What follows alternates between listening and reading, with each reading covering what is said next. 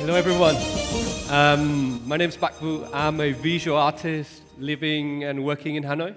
Full disclosure, I have never stood before this many people and delivered a speech.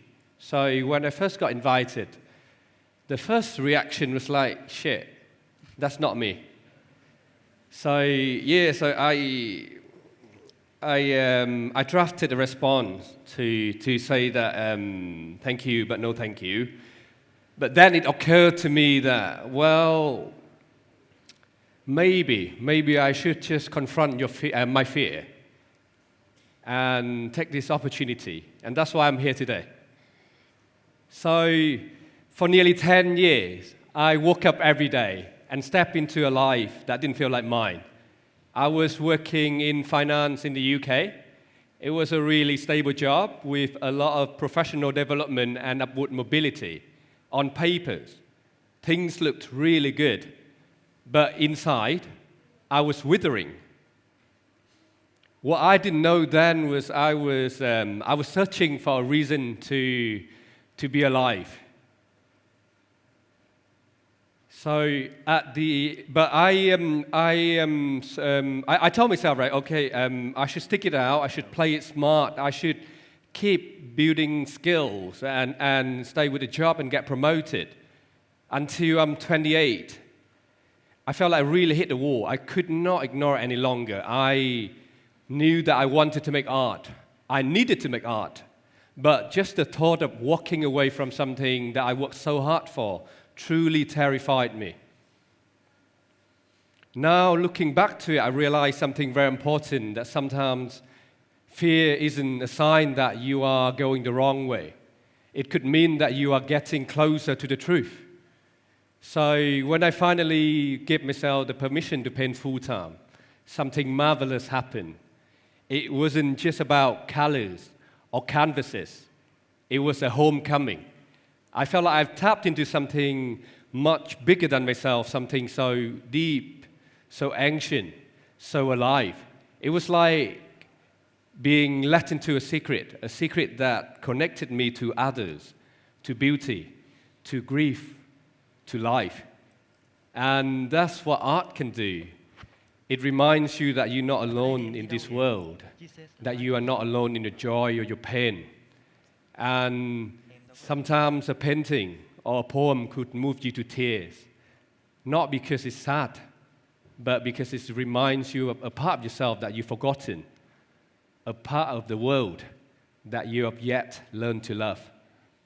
And in a world full of urgency and noise and confusion, art gives us a reason to pause and be reminded of what really matters. Anyway, I'm not here to convince you to become an artist, not even here to convince you to love art. I just want to ask you one thing. Why are you here? So, when I ask you, why are you here, I don't mean why are you here in this particular room, but why are you here on this planet, in this life, in this exact moment? What is your reason for being here? Do you know? Do you know what makes you come alive? What brings you joy? What gives you meaning? What makes you you? Because here's the fact. So many of us live our entire life actually, serving goals that we didn't choose, following scripts that we didn't write, chasing definitions of success that were handed to us, not born from within us. And so many of us mistake the vehicle for the destination. Take money, for example. Money is so important, of course, gives you freedom, stability, and ability to care for yourself and others. But money is not a goal. It's a car, not the destination. You can spend your whole life building the most beautiful and efficient car, but forget to ask yourself, where is it I'm trying to get to? And you end up being in a place that feels so alien to you, or even worse, arriving to the end of your life and realizing that you never actually lived it. So I ask you again, why are you here? What truth are you meant to live? What gift are you meant to give? What kind of life would you live if you weren't so afraid? Because maybe the world doesn't need more people chasing success. Maybe it needs more people who are fully alive, people who know themselves deeply enough to know what truly matters and have the courage to live it. So I was 8 years old. I was on a lunch break at school. Just a normal day. And out of nowhere, this terrifying thought hit me. One day, I'll be as old as my grandmother, who at the time was only 55, not that old. But to an 8 years old, it felt like the end of time, right? And then it went deeper. I thought to myself, okay, by then, everyone I love might be gone. My parents, my grandparents, my cats, me. So I felt this deep sense of sadness rising up my chest, and I did what most of us do when the thought of dying shows up. I pushed it away. I got busy. I would eat something, I would play something, I would talk to someone. I would do anything to not have to feel it. And that was my first memento mori moment. So memento mori is a Latin phrase that means remember, you must die. But I didn't want to remember. I wanted to forget. So I went on and kept myself busy with school, with work, with life, and kept myself distracted with pleasure and future plans. Because when you sit still, that thought would creep in again. Years later, at the age of 25, I was wandering a museum on a Sunday, and then it hit me again that I'd gone through a third of my life, and there is no stopping that clock. For years, I had avoided that truth. But on that day, I knew I couldn't run away from it any longer. It demanded a response. It demanded that I have a look at my life and ask myself, am I really living? Or am I just keeping busy until I die? Now, let's shift the lens for a second and let's talk about truth. Because truth isn't just facts. Truth is a description of reality. And like life and death, reality can be both subjective or objective. It depends a lot on who's telling the story, what's being left out from the story, and who's benefiting from this version of the story being told. For example, let's take the Vietnam War. In the 20th century, they were labeled by the colonizers as an act of rebellion. But today, they are widely recognized as a national liberation movement. So, same event, different truth, because stories change, depends on who's holding the pen. But here's one truth that no one can rewrite, that we are all going to die. That death is the ultimate objective truth. But yet, we live our lives as if it doesn't apply to us. We chase wealth, status, perfection, and other superficial things that would collapse in the face of death. But death awareness, it doesn't have to be morbid. It is energizing. It cuts through the noise and reminds you of what really matters. It gives you courage. Courage to live with intention, to love with urgency, and to take risk that feels so terrifying, but so true. Anyway, I'm not here to preach enlightenment either.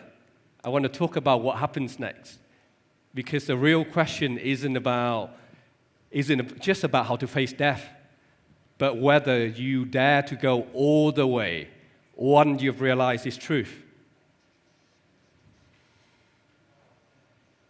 For a very, very long time, the world changed very slowly. Technologies remain largely the same for generations. society was stable. And in that kind of world, it makes sense to listen to the wisdom of the elders because they have seen it all, they have lived it all. But that world is now gone. Today, we're living through revolutions that our ancestors could never imagine.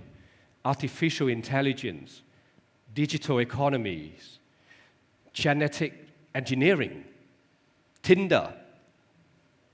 And every other year, a whole industry would disappear. A whole belief system would shift. In this kind of world, no one has the full map anymore. Not your parents, not your teachers, not even your culture. This is not to say that the wisdom of the elders offers no value. Of course it does. But their experience was built for a world that may no longer exist. So now, the responsibility has shifted. You can't just follow the path. You have to help make the path. In Vietnamese culture, we're told to honor our family, and quite rightly so. But there's a difference between honoring and obeying, between seeking advice and surrendering your life. Your future isn't your parents' second chance. It is your own first chance. So sure, listen to the elders. But more importantly, I want you to listen to yourself. I want you to sharpen up your instincts, to get grip with what's happening in this fast-changing world around you, and learn to trust your inner compass, because no one can live your life for you. No one can walk that path for you. There is a saying by Theodore Roosevelt that stuck with me for years. It is not the critics that count, but the ones who are actually in the arena. So there are two types of people in this world. The people in the arena, the one who actually show up, take risks, get bruised, and try again. And the critics, the people who stay by the sideline, who play it safe, who just observe, point finger, and judge the people in the arena. And I truly believe that it is the arena where life really happens. Of course, the arena is a very messy, very chaotic, very dangerous and vulnerable place. When you're in there, you're gonna fall. We're gonna be up your death. You're gonna doubt yourself, and you are definitely gonna get judged by the critics. But it is also in the arena where you're gonna grow in ways that no book, no podcast, no TED talk could ever teach you, because real knowledge is acquired through experience, not through watching. It's acquired through action, through failure, through reflection, and through having the courage to get up and go again. So when you enter the arena, truly enter it, and something else, something beautiful also happens. You find your people, the ones who doesn't flinch at honesty and ambition and effort, the one who knows what it feels like to stand in fire but keep going. Together, you fight side by side, and all of a sudden, you're not alone anymore. And that's the paradox of courage. You step into the unknown all by yourself, and in doing so, you find your people. So Gen Z is lazy and entitled. We all heard that, haven't we? Every generation thinks that the next one has it easier. My grandparents would have said something like, well, at least you didn't have to live through a war. My parents? Well, at least you didn't have to walk 5 miles under the blazing sun just to get to school. This is intergenerational bias, and I do not agree with it. I think that every generation has its own struggle. Every generation has its own battle to fight, depending on its time, its place, and its context. So let's talk about Gen Z context, right? You are living through the most anxious time of modern history. You are having to navigate ecological collapse through digital burnout, through very unstable job market and a general sense of collapse, stability that the previous generation took for granted. But soon you also inherit more than just these challenges. Over the next 3 decades, an estimated 80 trillion USD is expected to transfer from baby boomers and Gen X to millennials and Gen Z. And this is the largest intergenerational wealth transfer in history. Sounds good, right? Sounds great, amazing, I have that. But here's the catch. You're not just inheriting wealth. You're also inheriting the mess that created it. Polluted air, exhausted land, rising seas, and a mentally ill and fractured society. So maybe it's not about Gen Z being lazy. Maybe we are just so uncomfortable and unmotivated to subscribe to the old way of life, the one that equates happiness and success with working as hard as you can to drive economic growth at any cost, just so we can earn more, we can spend more, we can consume more.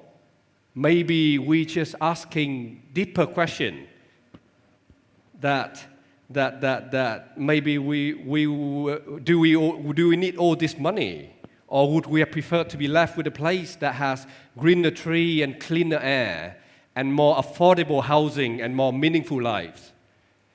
So maybe very soon in the near future we won't have to work anymore because of the wealth transfer and all the advancement in technology. We don't have to do mundane, tedious job just to make a living. But with freedom comes new responsibility, because when you don't have to worry about survival, a bigger question arises. Why are we here? What are we here to do? And it is this question, not how hard you work or how hard you hustle, is what defines a generation. Thank you.